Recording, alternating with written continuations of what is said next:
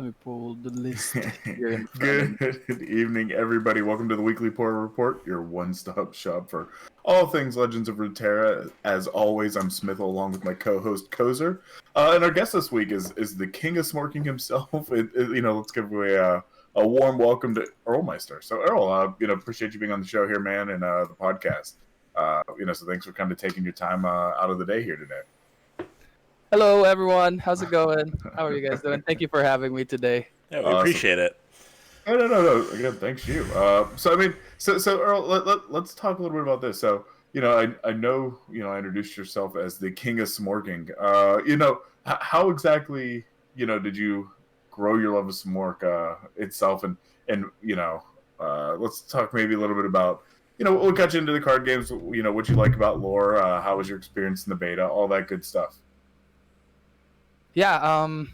So where did my love for Smork come? I guess when I started playing Hand of the Gods, this is my first card game and the first game that I streamed. I was playing this Norse deck, and I really just enjoy finishing games as fast as I can, and I don't like waiting for 20 minutes or 30 minutes, playing a game for 30 minutes and then losing at the very end. Yeah, that's That annoying. really ticks me off. So, so my personality kind of like, spoke for my play style. It's like, Earl, this is the only play style that you could play or you're not going to have fun. And, but in tournaments, though, I do play control, but I just really love aggressiveness. I like finishing games fast. If I'm gonna lose, I'm gonna lose. Then I'll move on to the next game, and I like putting the pressure on my enemies. That's kind of like that.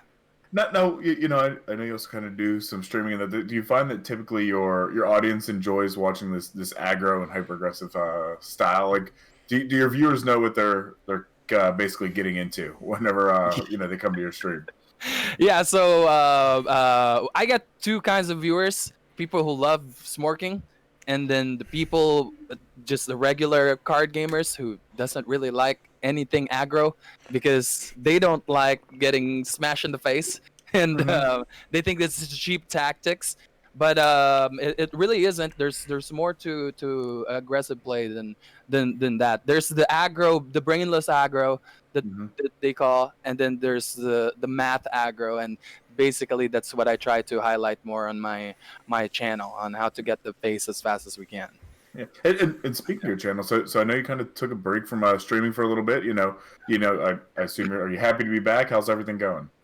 I'm pretty happy. I'm really stoked. I'm just a little worried and kind of like out of I don't know how to explain it. Like my brain is not wired correctly like it did before. So I think I need to warm up for like another maybe week or so, because like it feels so weird and different. Like I'm sitting here for 6 hours and I feel tired already, and at the same time I keep forgetting stuff that I used to do on stream, how to be myself and like not to overthink and all of those stuff. It's pretty tough, like trying to entertain and interact and at the same time focusing on a very complex game.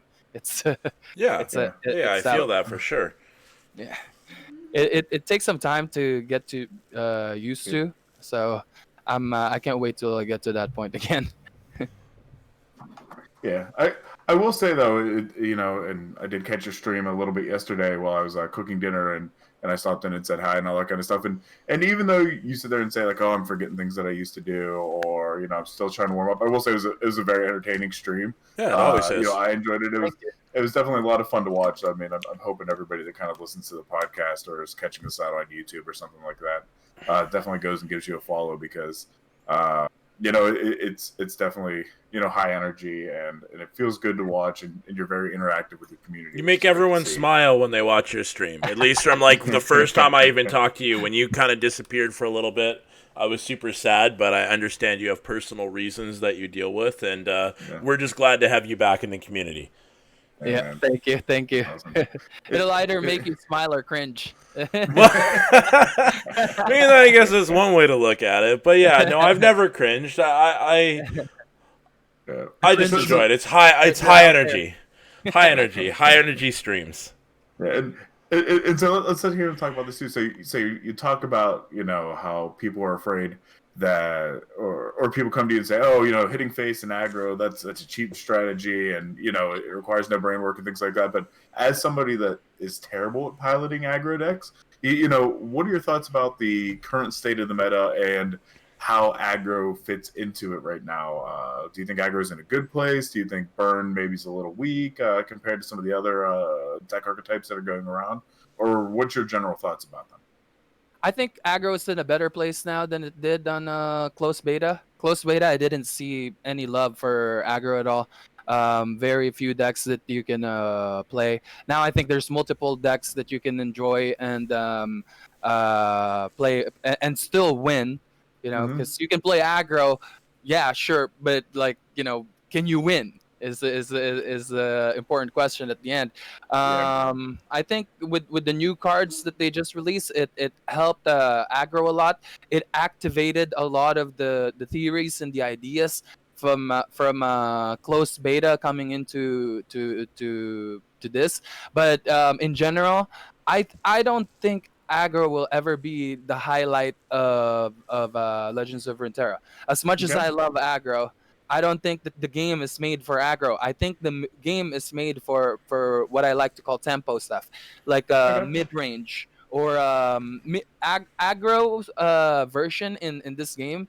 Its best form is always gonna be on mid grow.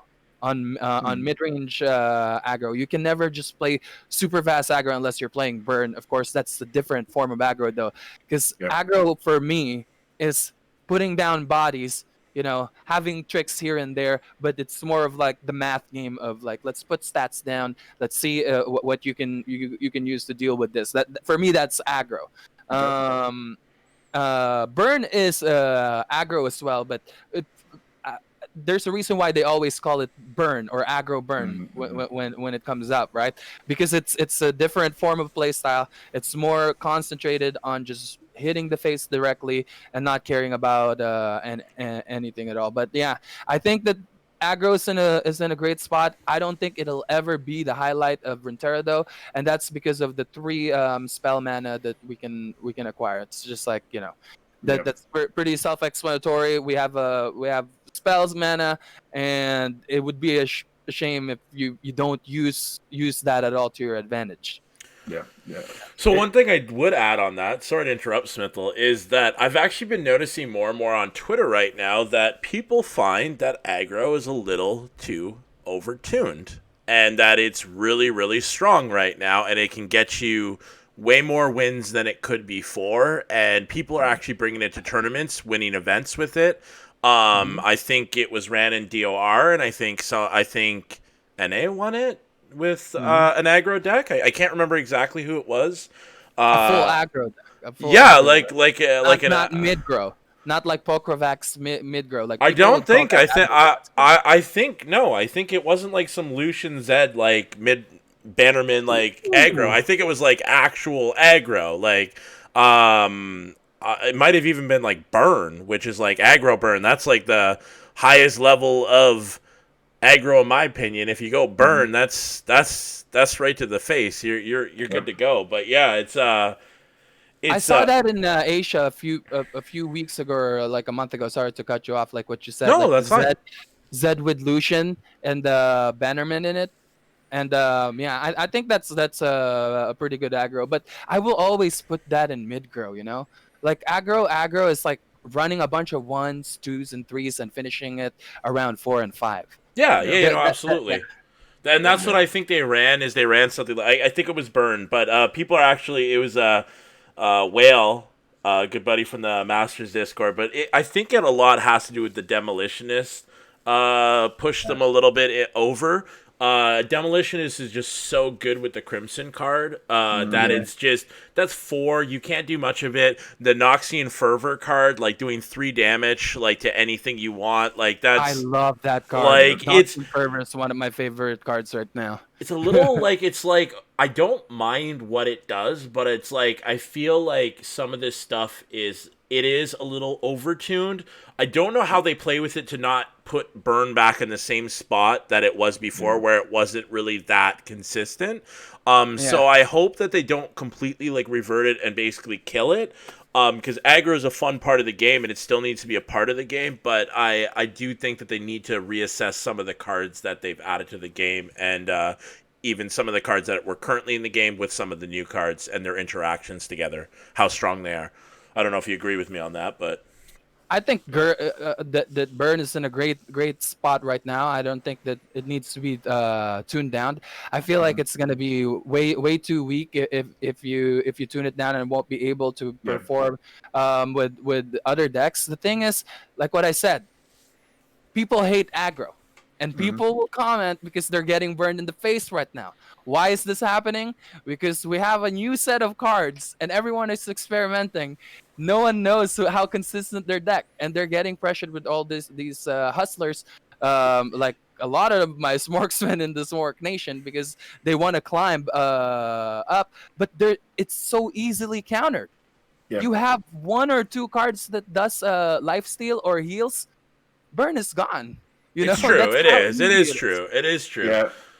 And I see a lot of people on Twitter sitting here and kind of fighting. And like you said, I'm kind of agreeing with you, Earl, right now is that everybody's in there saying, oh, you got to nerf it, you got to nerf it, you got to nerf it. And I'm saying, I feel like that would be a knee-jerk reaction at this point. Like you said, I don't think they need to kill it. I just think that there are some cards that are a little too overtuned. That's what I meant by it. I think there's like 1 or 2 cards that it's like how they nerf other stuff. Is it just change it from 1 to 2, or from 3 to 2, or change it from like 2 to 1? Like, I think that they could do a couple more things, because there's so many cards in the burn region that already do a lot of face damage that I think the games will still get wins. It's just, I think the games are going a little too fast and they're really hard to counter. Like when you're struggling with a control deck versus aggro to win the game, even with heavy heal cards in your deck, it's kind of a rough spot.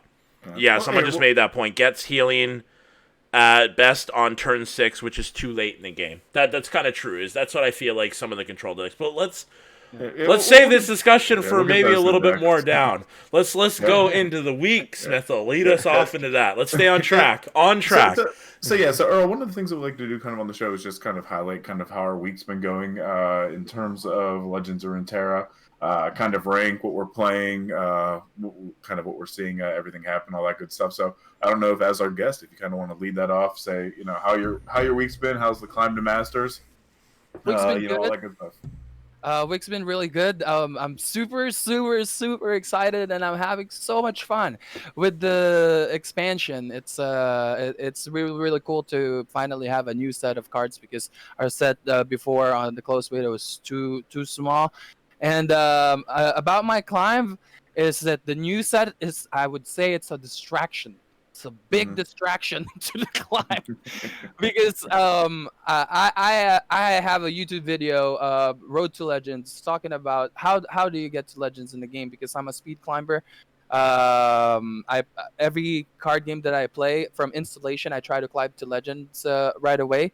And when you say Legends, you mean Masters and LOR, right? Yeah. Okay. Masters, Legends, Pro Yeah. So every card game that is relevant right now, I got to climb to one of the top in the world in like 7 days or less, or 10 days or less. But with lore right now, my number 1 rule is to just stick with one deck to climb to Masters. And what I do is after I play it for like 3-4 hours, I start switching, and everything I gain, I start losing. So I got to Diamond 2 in 8 hours, 9 hours. That's how fast it is with aggro. Just spamming the games, get in, get out, get in, get out, and the only break that you take is when you need to go to the restroom. But after I got to Diamond 2, I started playing with other decks, and I'm stuck in Diamond 2 for a total of like around 13 to 15 hours now, Yeah, and it Yeah. sucks because like, it's tough. You'll get and there. I got to Diamond 1 with 4 wins, literally 1 win away. Missed my lethal. After that, I decided I'm gonna change, and I got punished. It's it's so hard not to change. Yeah, Yeah, it really is. It really What about you? is. What about you, Koza? What you been up to?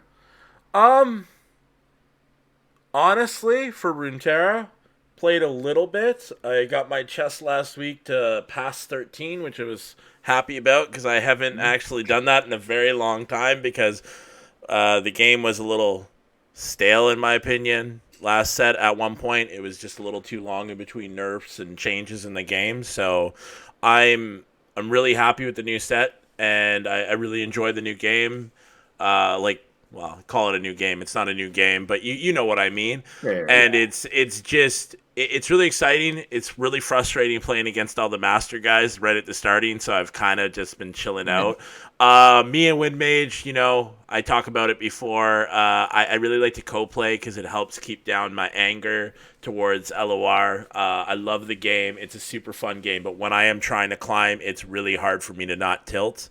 So I need to be in the right mindset to get into Masters. So I'm going to be slowly climbing, but I've been working on a little project on the side that we're going to be talking about in the podcast. So that's been kind of a priority this last week, and I've been overly working with that. So I haven't really been able to play as much, but I'm going to play a little bit after the podcast with Windmage, actually.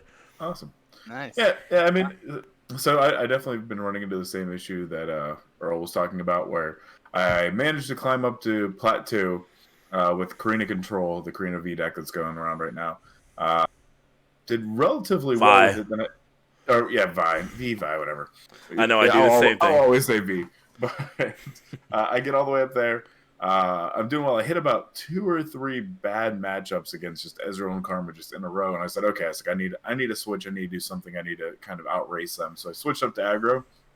I just went on a terrible losing streak. I mean, I dropped back down to Plat 4. I was getting tilted. I mean, I was kind of getting in that angry mindset. I honestly should have just stopped when I bottomed out at Plat 2, but I just kind of kept going. So kind of now I'm starting to climb back up, and I'm trying to determine. I said, look, if I'm Plat 4, I can't go any lower than this. I might as well maybe think about, do I find a new deck to do the climb, or do I go back to Karina Control? So I'm testing out a couple things right now. I'm doing what's it called? A Hecarim. What's it called? It's a Hecarim deck with oh god, who's the other champ? I just started to play today. It's gonna drive me nuts. Oh, I'll figure it out later. But Hecarim and Maokai deck. And basically it relies on like Prankster, and I forget what that 1/5 mana unit is in Shadow Isles. Basically it's 2/4? It's the one where when a unit dies, you drain a health from the enemy nexus. Yeah. I've been doing that just because it seems to be doing pretty well against aggro, because you're just kind of chipping away at their health, keeping yourself up too. So it gives you a couple good win conditions against them. So I may try to ride that for a while and see how it goes, but we'll have to see. But yes, I mean that's kind of been my week. It's also been a relatively slow news week, which is kind of expected since full release was last week and we didn't expect a patch until next week. Riot Umbridge, excited for that patch. Let's see what happens with it, because they said that they weren't going to make big changes, but I'm kind of wondering with some of the current state if they are going to make a little bit more changes than they talked about, not just add cosmetics to the game. Maybe, yeah. So basically, Ryan Umbridge said on Twitter that the next patch is coming next week. It'll be 1.1, and he says it'll focus on bugs and post-launch cleanup, and then they'll resume monthly balance patches starting 1.2, which will include a ton of clarity updates. So it looks like there's going to be little or no card changes. I'm sure they'll probably tweak a little bit. Oh, I could have just read that. It's in our news. I'm an idiot. Sorry. I sent you the tweet. I read it quickly, and then I kind of forgot about it. Yeah. So, I mean, it's one of those things that I wish that they were going to maybe adjust something. I keep banking on maybe that we're going to get something about Karma Ezreal or Grizzled Ranger. I mean, but... I guess we'll find out here in a couple more days. They did also introduce a some hotfix for some bugs this week, where like Sejuani level up ability should now apply even with start of round effects such as City Breaker. Apparently, it wasn't doing that before. No. Lee Sin should probably receive Barrier, even if he leveled up from the first spell in the round. Vi should no longer temporarily gain +8 attack power during her level up. Yeah, that shit was crazy with Atrocity. Like, oh my god. That was nuts. And then Twisted Fate should now be playable with a full board. So they did do a little bit of a patch, just to try to hotfix some of these champs that were having issues. But other than that, really, it's kind of been a slow week. I think they're kind of just hunkering down, getting all the data that they need to really start making a solid effort into what needs to change, which is good, because like we were saying before, I don't want them to knee-jerk reaction aggro. I'd rather them just kind of hold out, determine what do we need to do, and kind of take it from there. But that's it. I mean, so what we do want to kind of jump into here and allow enough time is, typically we do a deck of the week, but with Earl on and kind of aggro being such a hot topic right now, Earl actually brought 3 decks with us this week. Yes, that you want to kind of go over? correct. I don't know if I have them in exact order, so you might want to just look at the stream. I have your Glass Cannon first, Mobilized Aggro, and then Swain Vlad last. We'll leave the best for last, right? Because you said Swain and Vlad is your favorite one. My main right now, yeah. It's Swain and Vlad, yeah. All right, so let's start with Darius. I'm going to change the screens right now. There we go. We're good to go. Let me make it a little more zoomed in. That's too zoomed in. Okay, this is perfect. and like I said, I'm excited for you to talk about this, because I know we were talking before the show officially started, and I am struggling with aggro to play it, and I don't know why. It's because you're too aggro, probably. That might be the issue. You do have to think a little bit. I honestly think that's it. This is probably not the deck to recommend to someone who's just starting to play aggro, but this is definitely a fun deck to play. This is my deck, Glass Cannon. I created it during closed beta. It's actually way better when Mark of the Isle was still +3/+3. I think every deck was better when the Mark of the Isle was +3/+3. But basically, the idea of the deck is big creatures. Don't care about defending your face at all. You're going full attack. Just like where the name came from. It's from MMORPGs, like mages or like long range characters. Anything that just deal high damage but has a very low defense. So this game is. This deck is kind of like the YOLO deck. Casanova actually played this deck and took it to like top 30 or top 20, I believe. Okay. And basically, what the deck is about is it has a lot of big creatures. Every single creature in the deck has 3 damage and higher. At least, yeah. And at least 3 damage or higher, and most of them as well has 5 damage. So they can work well with the Jafarian Assessor. Actually, it's vice versa. The Jafarian Assessor could work well with them, because you need at least 1 draw. You can even splash Glimpse Beyond here, since it's a really great card to also negate your opponent's lifesteal and stuff, and at the same time draw what you just lost from that value trade. Mm-hmm. But so the deck is, it's pretty simple aggro. You drop Legion Rearguard at 1. You have the combo of Legion Drummer and Trefarian Glory Seeker. I call it the Beautiful Liar, because it looks like Beyonce and Shakira. And it's like the best combo in the game, right? You pull anyone you want, 5 damage with quick attack. That's huge. That's pretty insane. So you try to control the board with that. That's the only defense that you actually have. And basically from there on, you have Legion Grenadier. It's a a Smork card, and I think this is one of the coolest card in here because a lot of people don't like running this card, but in aggro, I think it's awesome because it's 2 mana, it's 3/1 body, and it's 2 damage to the face if it dies. So it most likely will take another card from your opponent. So for 2 mana, you get to take out your opponent's card, and at the same time, you have a 2 mana extra Mystic Shot to the face.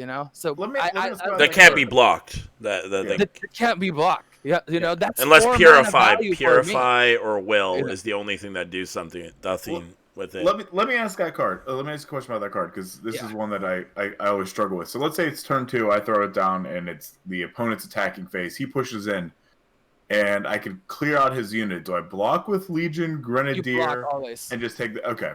Yeah. That's what I assume, but then I'm like, or should I try to hold him and then try to push in for 3 damage later with him? Yeah, it's for his. You're never going to get the 3 for the most part. Right, Earl? Like, from the thought process from it is, every time I've played it, it's a rarity you get the 3/1 in unless you're playing against a deck that just takes a little while to get on board, or they're bricked from the starting and they top deck their whole hand. So, but that's still value, right? Because your opponent used a card to basically let you cast Mystic Shot to the face. Yeah. Because that's what you're gonna do anyways. If you had a Mystic Shot in your aggro, you're most likely gonna save that to hit the face. Yep. And that is why I love that. And that this card also plays with it so well. Noxie and Ferber. They the have only any. Thing that's... Oh, sorry. No, go ahead. Oh, the only thing that's bad and you get outvalued with this card is cards like Vile, Vile is not Vile Spear. 2 mana Vile card, Feast? Vile Feast. Vile Feast. I yeah. was like, wait, what? Yeah.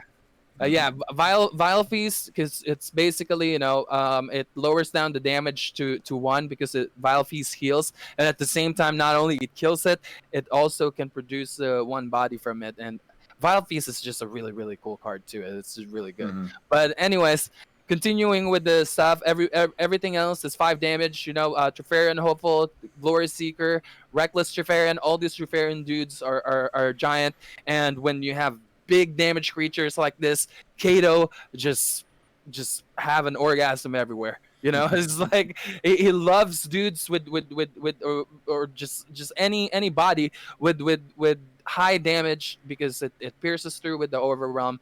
And the point of the deck is try to finish it by turn 6 or turn 5 if you can. And then it's possible because you have Legion Rearguard and Trifarian Hopeful. That's 8 damage on the board in 2 turns. Mm-hmm. That's a 3/2 and a 5/2, and basically you try to bash the face as much as you can in the beginning when your opponent doesn't have anything to defend themselves, and then later on you use Atrocity and every single buff that you got, like Elixir of Wrath, Mark of the Isle, all of those buff that you got, you put it all in one dude. Atrocity, bam, 9 damage, 12 damage, 15 damage to the face. That's basically how you play it. And Darius is just really good with Atrocity as well. 10 damage to the face, so if they don't have anything, I've been the receiving end of a Darius Atrocity for sure. Yeah. So I mean, unless you have anything else on that deck, I'm interested to talk about your mobilized aggro as well, because we're starting to see a lot of this scout aggro in play, especially because of how strong Grizzled Ranger and things are. Yeah. Okay, we're switching to mobilize right now. Okay. Oh yeah, unless you had more to talk. I'm sorry. Oh no. Well, did we talk about mulligans for that? No. Oh. Are we going to talk about mulligans? What it's good against, what it's bad against? Like, I mean, most people will probably know. For mulligan, you always want Legion Rearguard and Trifarian Hopeful.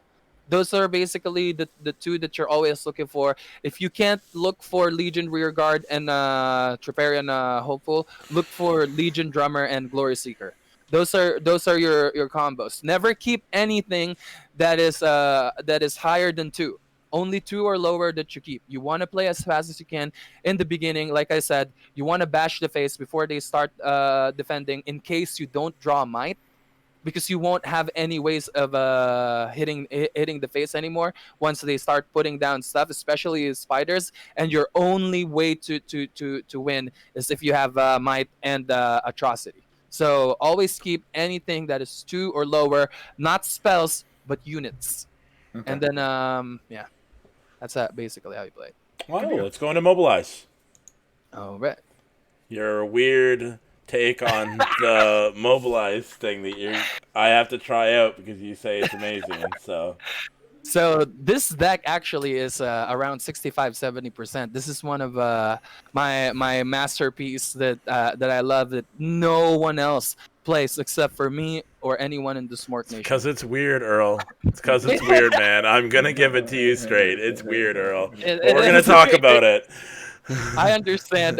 So this is basic form of the deck. I just basically created the basic stuff for it, but you can change cards here and there, depending on what the meta is. Also, I forgot to add. You need to add at least one Captain Farron.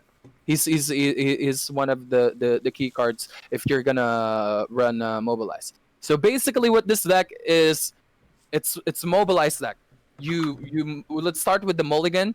You don't keep anything other than mobilize. You always look for mobilize. So now once you find mobilize, what you do is you play turn 1 and turn 2. You skip those 2 turns, and on turn 3 you use mobilize, and you get ultra megatonic value from it. And how do you get ultra megatonic value from it, Earl?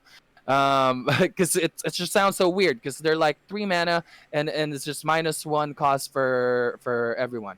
The curve for this deck is very aggressive on 1, 2, and 3. So most of your creatures, once they're mobilized, is either going to be zero drop, 1 mana drop, or 2 mana drop. So at turn 3, you most likely are gonna play your whole hand. So what it is it's an aggro deck that basically drops everything at turn 3 or turn 4 and go full smork. And if you don't have it there, game is lost. Move on to the next one. That's what aggro is, right? That is why Swim explained himself as well. Why people hate on his elusive OTK with Demacia with Rally, because it's a go in go out, and that's what for me what aggro is you go in, you go out, and you lose. Okay, I lose, but my ratio of how much I win because of how fast the games are eventually gonna be higher than and faster climbing than any other decks out there. So basically, that's what the deck is. It's just you don't play till turn 3.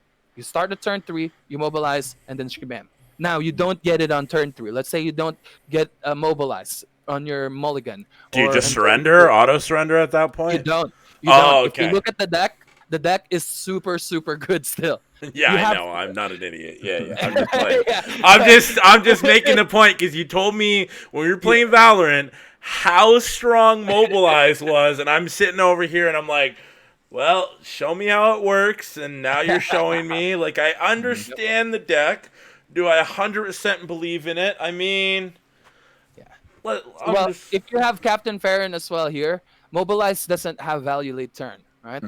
So Captain Farron turns. Okay, you don't have Captain Farron in here, so that's what I was about to ask, because you said you got to put one in. What would you recommend pulling out of this deck if we were to want to? You can take out. I would say you can take out one Brothers Bond. Okay. Because the Brothers Bond really is useless in the deck. It's just to proc Treferian Assessor. Okay. Because most of the like my other decks, everything here aside from Fleet Feather Tracker is 3 or higher. That's why Brothers Bond combination with Treferian Assessor is just so good. Because the thing about Brothers Bond, it's for aggro. It's extra reach. It's extra damage to the face. Now you have Treferian Assessor, just a cool drawing body. Better than the 3/3 where you have to wait for someone to die, and it's just refills everything. But 8/8 overwhelm that turns your whole hand into decimates. I mean, with the current meta right now, with there only being a couple of decks like running deny and stuff, which I actually wanted to add on that, Smith, when you were talking about Karma Ezreal, is I don't think it's going to get nerfed anymore because it's not being forgotten about, but it is I think it's pushing into a better spot, and I don't know if it's just because less people are playing it, or if just like because there's so many new cards to play, or if it's just because it does lose to a lot more matchups than it did before. Because before it won against a lot of stuff. It was really hard to lose. So Which card deny? no, with Karma Easy. Ezreal. Oh, Karma Ezreal. I'm just still in the belief that double rummage should never be. Well, yeah, okay. Eight lethal damage to your face with nothing to stop. Yeah, no. I'm not saying that never there's be lethal. the having the, but you need to have combo decks as well, because if you don't have combo decks, like I've had this argument with a bunch of people, without combo decks in the game, it kind of sucks, and it's like they nerf Karma's it. really weird. Karma's just weird in general to have in a game all they like had this. to do is, like what would fix Ezreal for me, Ezreal Karma, is instead of Ezreal's like shots, even if it's a burst spell being instant, they should just be like any other skill. You know, just have them queue up. Be like, look, I'm playing 10 burst spells or 8 burst spells, whatever the case may be, and here they are lined up. Deal with them. You know what I mean? I like that would make me feel better because it gives you a chance to play around it. You know. Yeah, I guess there's ways that they can do it, and the team did admit that they are looking into it, and they are going to check into it for future patches. So we'll see. Maybe they do have something thought about. Like I think Karma, like right now, Gummy actually is running a Karma TF deck, and he says he has above like a 60% win rate with it, and it's doing well, and he basically just took a deck. He's like throwing Karma into it because he's under the impression, well, a lot of us, like Karma is really, really good. When she gets enlightened, it can change a game. If you can survive till then, if you get enlightened, the game's basically over. But anyway, back to this deck. Yeah. Let me ask you a question about this, Earl, too. So you sit there and say, like, okay, try to get mobilized, don't play till turn 3, and then kind of unload. Let's say turn 3 comes, you still don't have mobilize, and you're playing a board. Are you still at that point just kind of playing on curve until you can get the mobilize, or do you kind of shift your strategy around? So it's a super simple strategy. In the beginning, if you don't get mobilized, you play it like a normal aggro deck. You don't save any mana. You don't do anything but to play it like a normal aggro deck. So if you don't get it in your mulligan or your first hand, you're just aggroing out like normal. Yep. And if it gets to a point where what do you call this? Where you can't find value, because in order to get value from it, it needs to have more than 3 creatures to get the +4 cost instead of just 3. So if you don't have any of that, then you don't set up for mobilize. Or to be honest, is if you don't have it on the first 3 turns, mobilize become a bullet of what's his name, of Farron. Also, Draven can be fit in the deck. Back then, I used Draven, but Loyal Badger Bear is just super solid. Yep. I hate that guy. It's the strongest, like 3 mana 4/4 stat body in the game. It's so hard to deal with. That should only be a summoner. That should not be a card. Yeah, that's a whole different discussion. So I we've heard what you mulligan for. We've heard how you play this deck. What is it really weak against, and what is it really, really strong against? Would you say in the current meta that's kind of formed in the last couple of weeks? Any aggro decks that is unit based is always weak to mid range with heavy body base.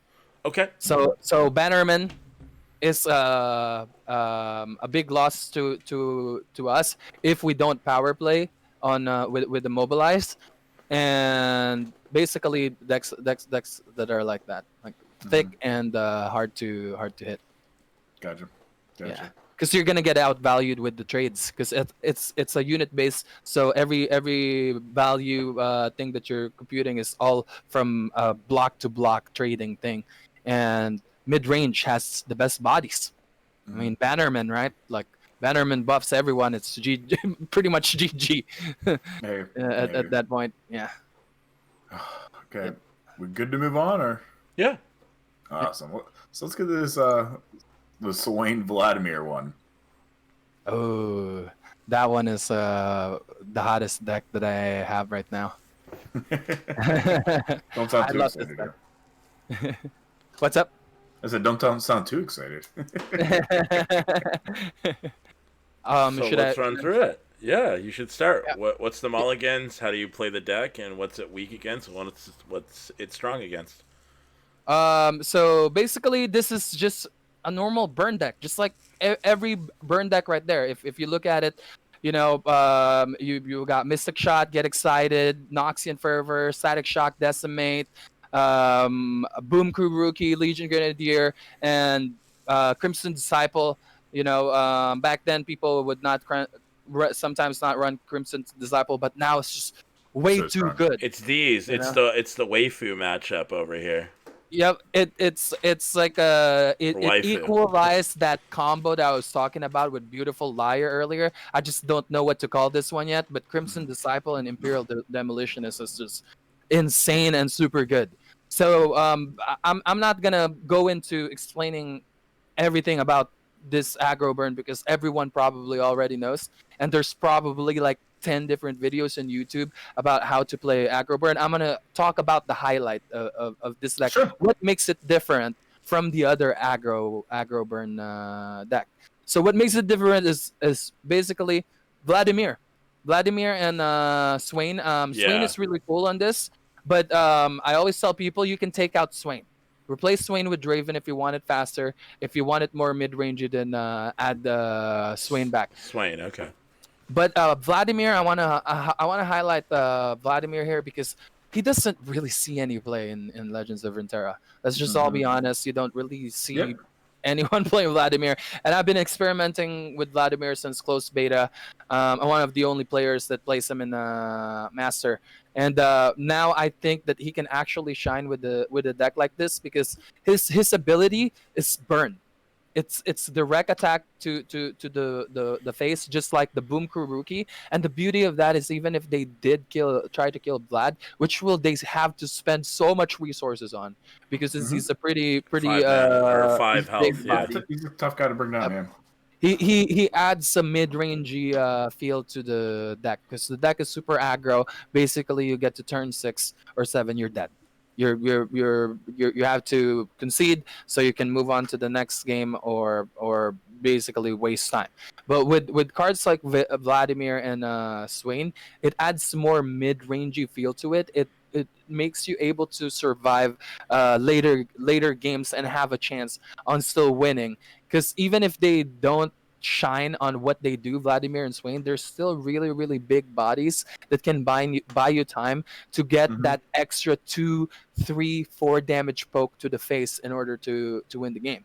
Now, Vladimir, with everything in the deck, Legion Rearguard 2 HP, Boom Crew 4 HP, right? Disciple 3, Demolitionist 3, Castman 2. Everyone can survive Vladimir's attack except for Legion Grenadier, which is totally fine because once you set that up, anyways, you're usually using Legion Grenadier's poke in the face as well. Yeah. The 2 damage. But what makes him really really good is like what I said. You put all the bodies down when you're playing this type of burn, and there comes to a point where one of the bodies or some of the bodies become useless. And the reason why is because let's talk about Spider really quick, like how much tokens they have to chomp block you. So Legion Rearguard becomes useless at that point, and you're not just gonna attack and waste the Legion Rearguard, right? Because like, well, back then that's what you would do is you try to thin out their board so you can maybe sneak an attack if you get a wider board. But cards like Vladimir and Noxian Fervor makes use of these type of bodies. And also because you have Crimson Disciple now, this is probably the queen of the deck. You want to play for her at all times. Every time you get her, you want to protect her. That's why I'm running 3 transfusions. If you look at other lists, they only usually run 1 or 2 transfusions at the most. I love the transfusions. I love blood cycling. and basically playing Crimson Disciple on 2 and have Legion Rearguard 1, and then comes 3 when you're attacking. You have the transfusion. If they try to block 1, you can always steal HP from the other one to it's basically a mystic shot that could power play into 4 damage and not Okay. just 2 damage. It Yep. also saves some bodies for the trades, and it's a great bait because people disrespect Vlad's skill. Mm-hmm. You will see some 3-1s or some 2-1s that no one wants to block because they're gonna die anyway to Vlad. So why block them, right? And what I do is I use the transfusion to transfer, and make the other people survive. So now that 2-1, where you thought was gonna be just +1 to the face because Vladimir was gonna kill it, now became 4 damage to the face because you kept it alive. And that's basically what the deck is. Is the idea is it's aggro burn, but everybody that becomes useless can still be useful because of transfusion, Noxian fervor, and Vladimir. Not to Nice. mention the use cast salesman is a great card for defensive I purposes. love him for Yeah. defense. Yeah. Yeah. And now it's also good for offensive purposes because back then it's only good for your defense, right? You drop it, you have the cast to defend. Now it's also good because Vladimir turns the cast into +2 each to the face of the enemy instead of just +1. Yeah. And the transfusion as well, and then the Noxian fervor. We talked about Noxian how good it is. But I don't think Yeah. it's overpowered though, because you're still hurting yourself 3 damage. Yeah, but I think they should change what it can deal 3 to. I think that like maybe a help would be deal 3 to an ally unit and deal 2 to anything. So then it turns into like a mystic shot to the face instead. Like just it slows down the tempo just a little bit instead of being able to literally just take over the game within like 3 to 4 turns. Like I understand aggro is supposed to be fast, but aggro almost feels too fast in some cases now. So what is this deck weak to and what's this deck strong against? It's weak to heals. Okay. Anything with heals, once they proc the heals, you're basically done. To be honest, that's the only thing that I'm struggling with. Is anything with heals, and of course mid range is always gonna be good against aggro, like what I said before. Mid range deck could easily mess us up as well, or anything that could deny your skills, deny and will of Ionia, or killing your creatures when you're using Noxian Fervor. You got to be careful with that, because you don't want a Noxian Fervor and then all of a sudden your opponent just kills the target. And that's why Vlad is awesome here too. Is he's and Swain, they're guaranteed bodies for resources for Noxian Fervor. You feel safe when you use that because it's 3 damage and they can't really kill it. Yeah, I think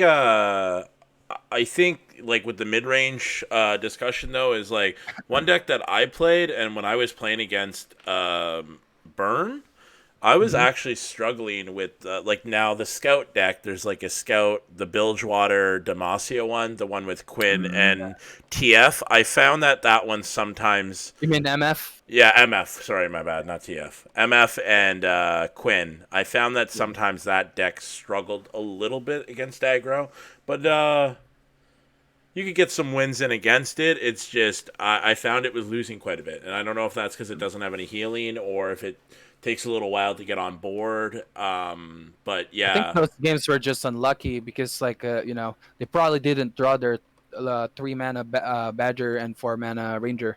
Because if that is on, its game becomes super complicated. Yeah. Oh, I'm talking. Yeah. I get what you're saying. Yeah. Yeah. Well, Awesome. I think that explains all this. Let's get into some tournament talk. It's a big tournament talk week. Yeah, well, we're gonna start with Duels of Runeterra. So, Duels of Runeterra 8 happened this week. We're gonna start with EU. So, over EU, let me look at this. I haven't actually looked at it yet, so that's my fault. But I never know how to say this guy's name. Gavarda, Gavard. Yeah.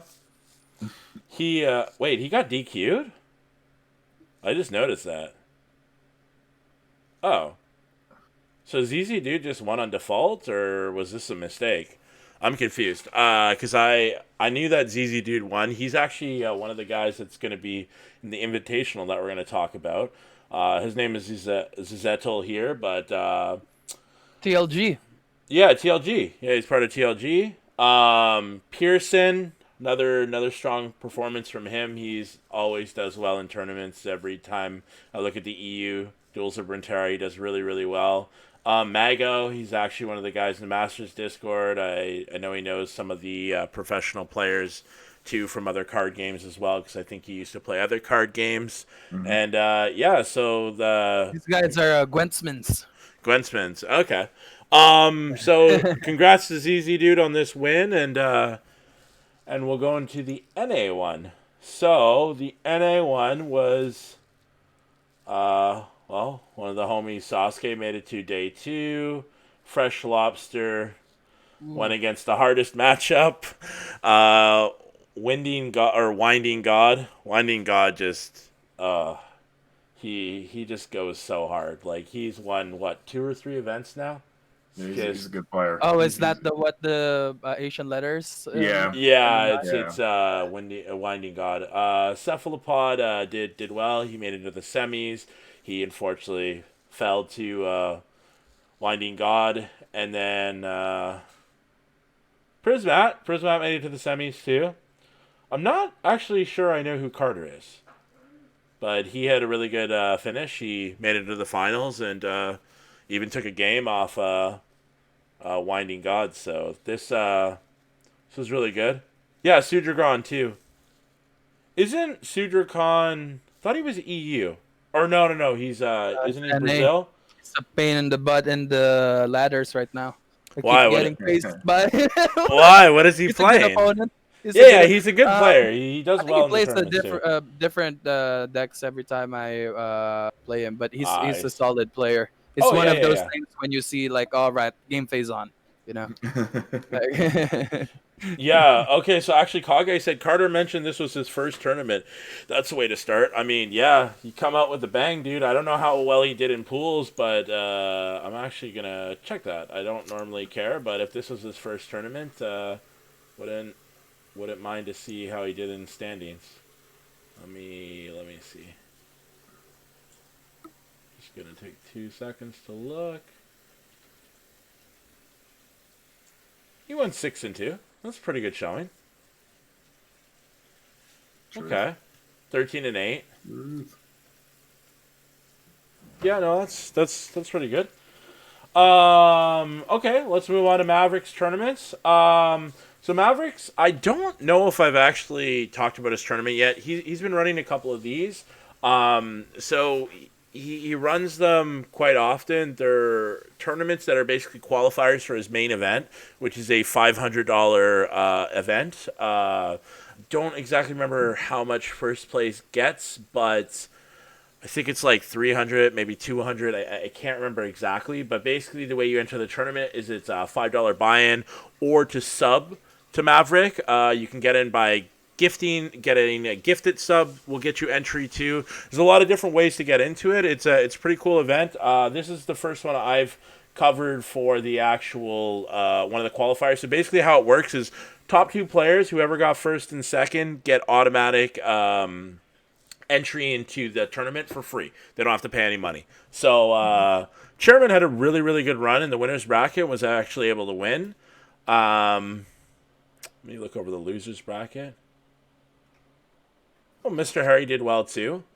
So I know that's one of the, I think he's a Brazilian guy that I was talking to a little bit this week. And a lot of the other people, I'm not as familiar with them just because maybe they don't play in DOR as much, or because there's a lot of people DOR. But congratulations to Chairman and son of again. So that's it for Mavericks. Let's get into something that I've been working on all week. So this is a big one. this is the big one. This is the Principles of Strength. I guess I could actually start with the Invitational first. I have something copied just so I remember everything. So basically, there's going to be a creators event tomorrow, May 8th. There's going to be an EU one that starts at 8 a.m.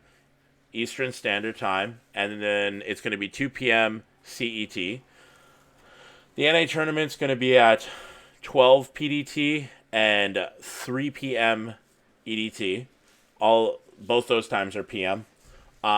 Each tournament's going to run, we're hoping around 5 to 6 hours, but it is a creators tournament. We aren't making any time restrictions. We're kind of letting the players just play. Because we don't want to see the full event. We're not going to give people draws when there's only going to be there's going to be 8 people from each region. They're pretty stacked. The brackets they're going to be a lot of fun. I'll go into how the brackets are, but I'm going to just talk about the players that are in it.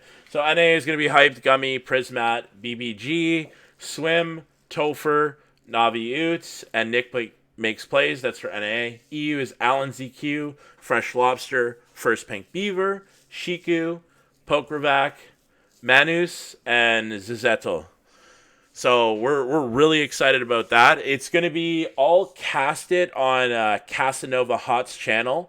For the EU event, it's going to be done by Casanova and Charmer. Charmer comes from other esports, and I know he's a caster and other stuff. Legends. What? Elder Scrolls Legends. Elder Scrolls Legends. Okay, so you're familiar with Charmer as well. Perfect. And the NA tournament is going to be casted by Blevins and Casanova. He's someone that does another podcast for Legends of Runeterra, tons of other podcasts. Literally, his Twitter is the podcast guy because he does like 3 or 4 different podcasts. Yeah, he does a lot of work. For sure. And here, before you go on too deep in here, because we have a question in chat, can you explain how the sideboarding works for decks for people that aren't familiar with it? Okay, so the sideboarding from... See, this is the thing, is when it comes to the rules, I probably should have read a little bit more about the sideboarding, but basically how it's going to work is, from what I understand, is you come in with one deck, 40 cards, and you don't use your sideboard for the first game. For the first game, you will play with your deck, so whether you bring... let's say Mono Demacia or something like that. So if you bring Mono Demacia, you play your first game. After your first game, then you can go into your sideboard and start adding cards from your sideboard. So say you wanted to splash in some, I don't know, extra Purifies because you weren't running Purifies, or you wanted to splash in a completely different region. You wanted some Denies or Wills. You'd splash in some Ionia. So the side deck is limited to 15 cards. 15 cards can be from any other region. Now, you do have to keep in mind, obviously, when you're making the decks, that you will have to take out some cards if you want to completely splash in a different region.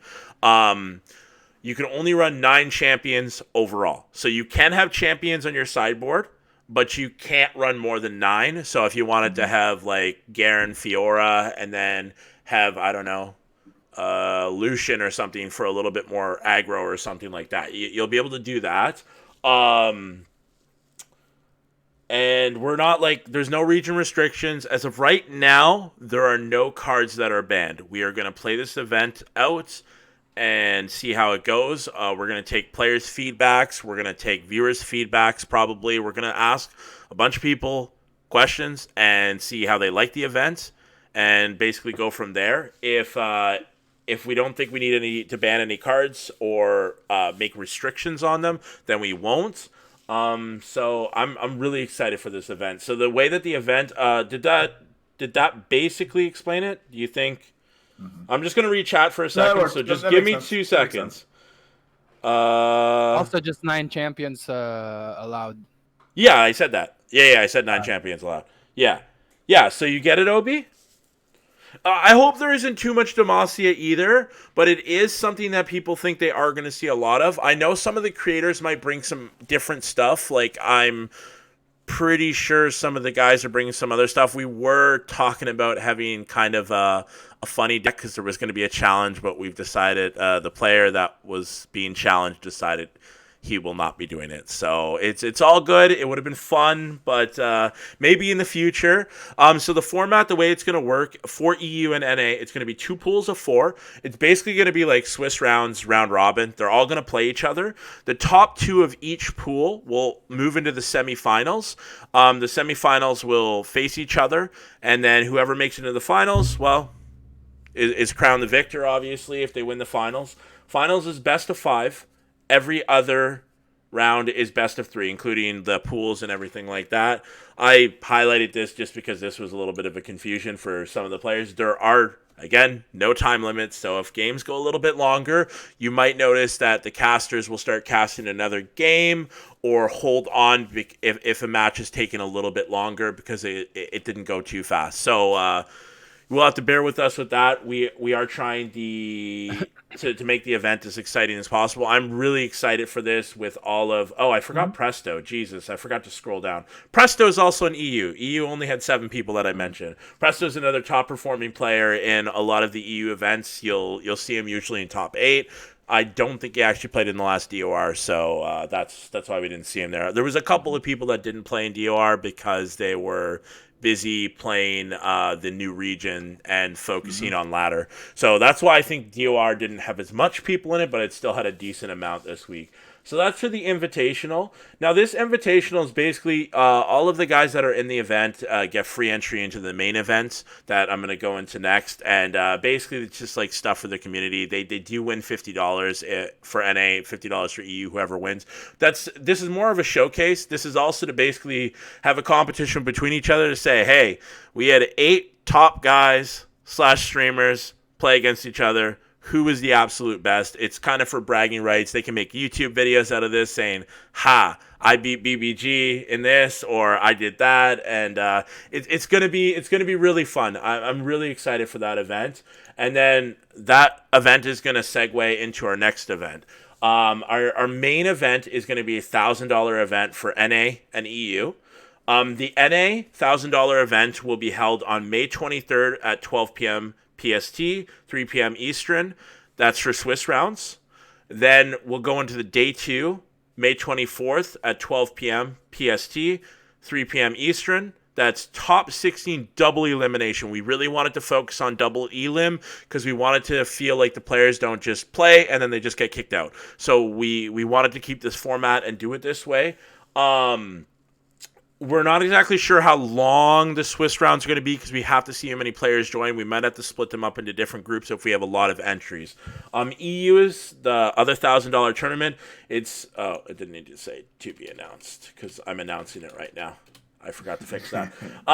June 6th, 2 p.m. CET. That's Central European time, I think is what it is. Yeah, Central European time for the Swiss rounds, and then June 7th at 2 p.m. for Central European time for top 16 double elim. So the prize pools are there. Just gonna see if there's any questions about it. No, it's mostly about side decking. We can talk about that a little bit more. Prize pool for both NA and EU, like I said before, $1,000. First place gets 500, second place 200, third and fourth 100, and fifth to eighth all get 25.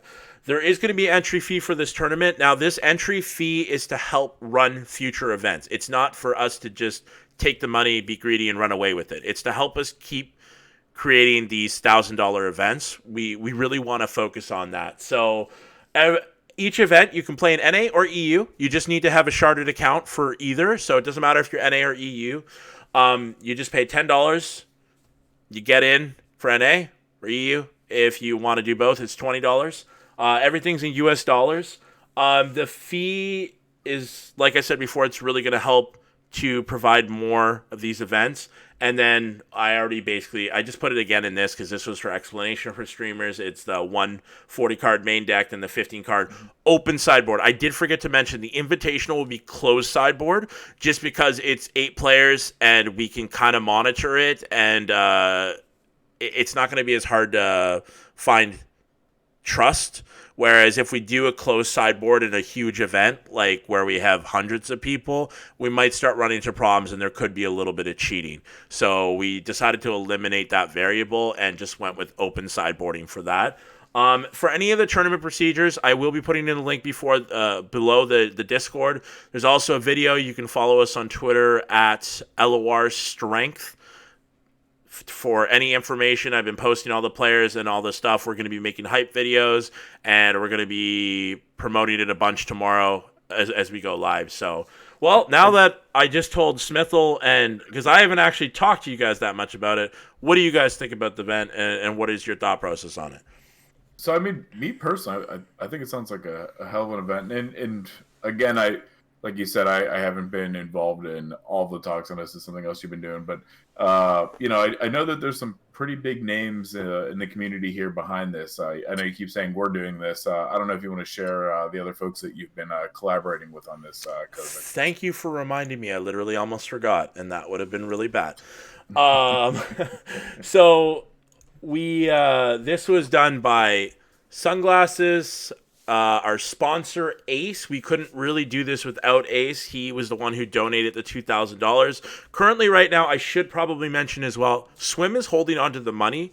He has the funds, him and his girlfriend, and they are the ones that will be distributing the first event. This is just so players know that we're serious about this and we're not trying to scam people, as there has been events that were done in the past that and in other games that I've played in that have buy-in fees, and then the tournament organizer just disappears after he gets money. So I do completely understand that, and we are well aware of that. So Swim is holding on to the money. This tournament is happening. The $2,000 is there. We're ready to go. We're just waiting for the events to obviously come up as we have set dates for them. But the other people involved are Sunglasses, RJam. Sunglasses, you know him as a streamer. He's been on the podcast before. Actually, it was 2 weeks ago. When was he on? He was on before BBG. Then RJam runs her own Jam Fest. She was running tournaments that were on opposite weekends of DOR. She's not going to be able to do that as much if she's going to be focusing on this. So this event's probably going to take precedence over that. Sasuke, he's another tournament organizer. He does like a little bit different tournaments. We've talked about it before that he makes the champions bans and picks. It's a little bit different of a take. There's only 8 people that play in that event, and it's kind of like invite only, but not really. It's like sign up only. Like he takes 8 players when they sign up, and then they get entered into it. Then there's Croc. Croc helps with Monokuma. Well, Duels of Runeterra. Sorry, I'm so used to calling it Monokuma. He helps with, I think it was Mavericks tournament as well. He does a lot of the Smash.gg side of the tournaments. So he's apparently a beast at it, and he's going to basically be running all of the Smash.gg stuff, making sure all the information is inputted correctly. And, myself, you guys know who I am, run the Masters Discord, all that. And I know I'm missing someone. I feel like, Casanova is the head caster, and he's been involved in some of the decision making as well. And WinMage is the Discord mod, and actually helped. Everyone thinks that I make all the Discord stuff, but I've been helping WinMage do a lot of the modding, and I've actually taught him how to do the bots, and he's learned how to do all that stuff. So he actually helped make the Discord quite a bit. I only just checked over it. So that's. Oh yes, you guys like my wallpaper? Yeah, it's from the Masters Discord. I love this picture. It's a little much, but it's pretty hilarious. So I think that's it for the tournament. I'm just gonna let you guys in chat. Do you guys have any questions? I did mention Ace 2024. I said Ace was a sponsor. Without him, we couldn't do this. Like he was the one. Go ahead. Oh, I was just gonna ask, who are you guys gonna bet on who's gonna win tomorrow on the Invitational? If you can choose one from NA and one in EU. Ooh, I like that. Putting me on the spot, making me have to think. Let's see the list. Yeah, pull up that list Let me bring it back up. Oh, wait, where is it? God damn it. I say, because you had it on a different thing than was in the show notes. Okay, I gotta be careful about pulling stuff up on screen because I do have some private stuff that can't be shared. Nothing bad. God, that sounds horrible. Nothing like that. Just give me 2 seconds, guys. I'm just gonna pull this up. I'll say you can just jump back to the talking screen or whatever if you don't want to, but I think you're okay. I can't. No, I moved it off. They can just stare at my awesome background. Love this background.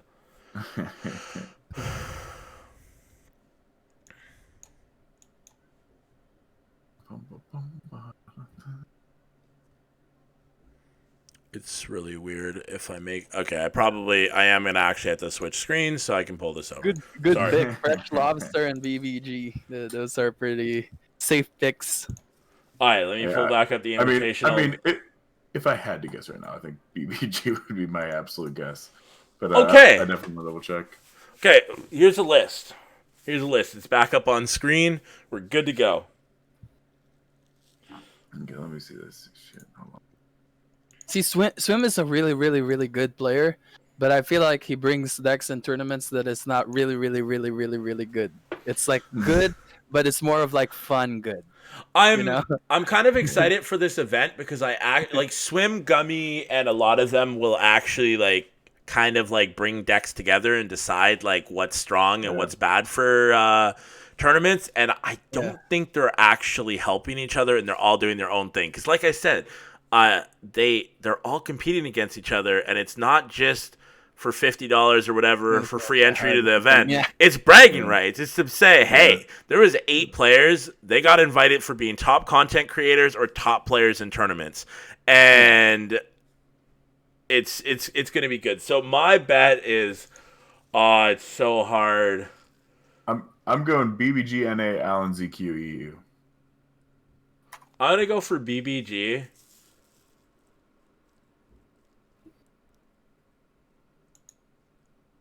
I haven't seen Pokravac compete enough. That's the thing. Is like I think he's played in like a couple of DORs and just hasn't really. I'm excited. I'm gonna go for Pokravac because I feel like he's gonna try really hard for this event because he hasn't really streamed that much, and like he does stream. Like I'm not saying he doesn't stream, but I just feel like he's insane, dude. He literally 24 hours EU rank 1. 24 hours, NA. Rank 1. Actually, I have to correct you on that. It's actually 12 hours each. Are you fucking serious? You got to be kidding me. Was it Asia too? I thought Asia took him a little longer, if I remember.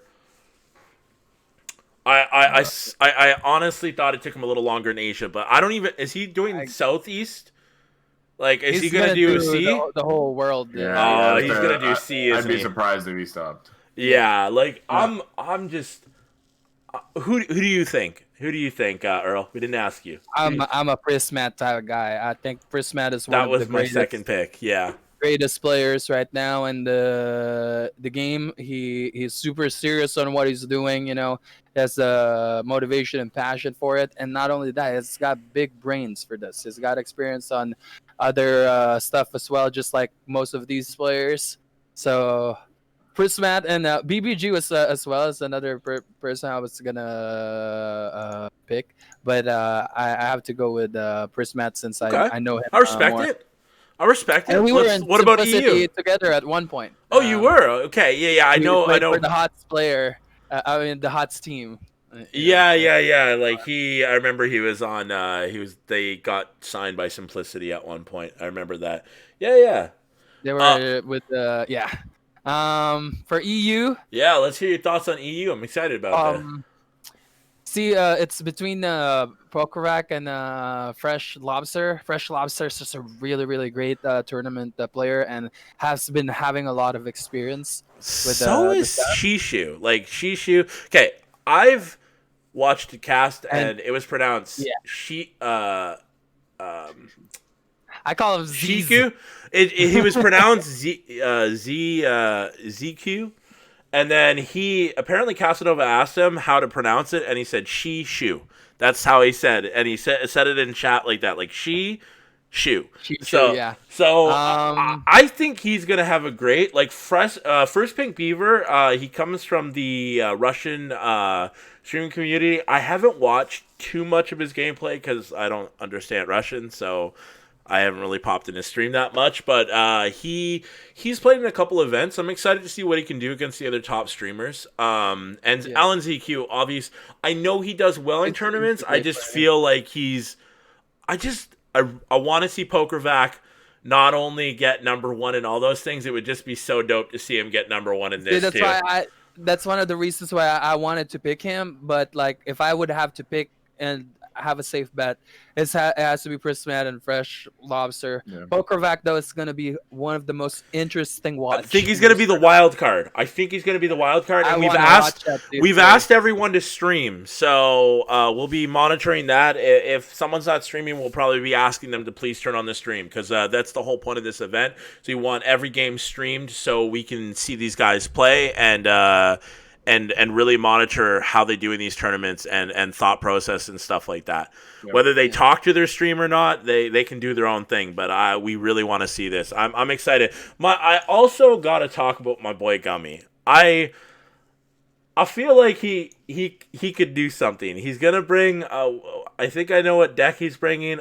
I have a feeling he's just going to turn up in this event and just go super try hard. I don't know why. I just feel like he's just going to turn up. As long as he doesn't get in his own head. He does do that sometimes. Player.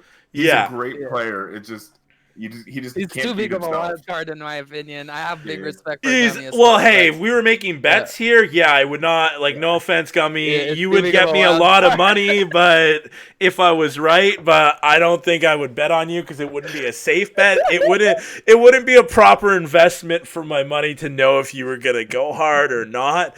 So, I actually mean that in a good way, by the way, Gummy. He's a fun dude, you know? Yeah, of course. One of my favorite streamers. Easy. Yeah. Him, I don't put my sunglasses, money on fun, yeah, but that's the thing. I have a huge list of streamers that I watch. Including Earl. I'll tune into everyone. I always check in on the community, especially get new talent for the podcast and stuff. But at the same time, Gummy is one of the go-to streams that I always watch because he is hilarious. He is just such a good time. And when he loses, it's even funny. He is just... His mentality when he plays just funny, chill stream. So, something that Kage did say is, on a more serious note, I think players with the MTG background might have an edge in the tournament because of the sideboarding experience. I do kind of agree with that. I think it's gonna play into the factor because sideboarding is something new. Everyone's been playing Conquest or Sasuke's different thing. Everyone's been 3 decks, 1 ban. And no overlapping regions. We're excited for this because we wanted to move away from that. Ace is actually came from the Yu-Gi-Oh scene and wanted to focus a little bit more on the side deck because he really liked that aspect from Yu-Gi-Oh. Yu-Gi-Oh had that in a lot of their live events and stuff like that. So it's going to be interesting. Super stoked for this. Can't talk about it anymore because I just want it to happen. And before I know it, if I go to bed soon, I'll wake up and it will be tomorrow and then it will be going on. So I'm super happy. But I guess Smithel, with all this done, I guess we can go into the closing. Yeah. I mean, I think it's a pretty good time, about an hour and a half in or so. But first, Earl, again, huge thank you for you to come on, man. It's all good. As always, awesome to have you here. Hopefully maybe we can get you, to stop by again in the future and kind of hit us up with the best way to smorks. Yeah, there's going to be more smorks. For having me, I appreciate it. Oh, no problem, Earl. Awesome. Always welcome. And I know a couple people in chat said that they actually shot you a follow and are looking forward to kind of catching you. But for the people that are maybe watching on YouTube or are what's it called? Listening to this podcast on a podcast or something like that, which is actually taking hit because nobody's driving. So all it's listen on the way to work. Hey, it still does okay. Winmage in chat has experienced the weird mobilized decks that I play, according to Mr. Kozer. It is, man. You can't say that mobilize. If you tell me mobilize is meta, I'm just leaving the podcast and turning it off right now. It is not meta. It is not a meta deck. It's not. It's a secret hidden meta. I'll agree with that. It's something. I'm going to try it out just to say I tried it. And if I hate it, then I'm going to tell you I hate it, but I'm still going to respect you for it. Hey, if you want to play different stuff, it gets I boring get playing this. 65-70% with it. Ooh. You know? Literally no one else runs it. That's what Winmade just said. Okay, yeah, let's get into your socials, Earl. Yeah, Earl, so if somebody wants to watch you play that deck, where's the best places to catch you at? Twitch. Every handle that I have is basically Earlmeister. It's actually spelled wrong on the thing, so I will. Oh, God. Come on, Smithel. Hey, You had one job. I put it the way you put it in show notes, Kozer. I was like, oh shit, maybe I've been spelling it wrong the whole time. I'm sorry, Earl. I didn't write the show notes. What are you talking about? Oh, you did the opening. You put that name in the anyway. Sorry, Earl.